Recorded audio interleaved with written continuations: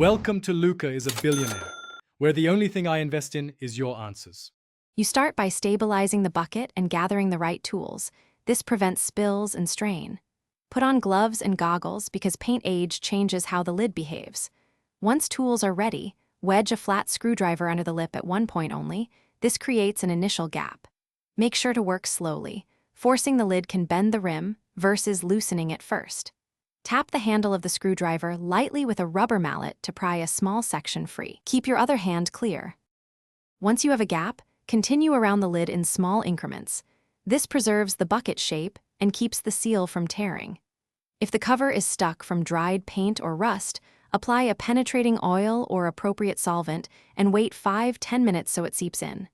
Then, insert a putty knife at the next point and pry gently, alternate sides to spread the force. Make sure to tap gently instead of levering hard. This reduces deformation and keeps the lid reusable. When most of the seal is free, lift the lid evenly, use both hands and tilt it away from you to avoid any splatter. If the lid still resists, warm the edge with a cloth soaked in warm water for 1 to 2 minutes. Heat softens paint and expands plastic slightly. Make sure to avoid open flame.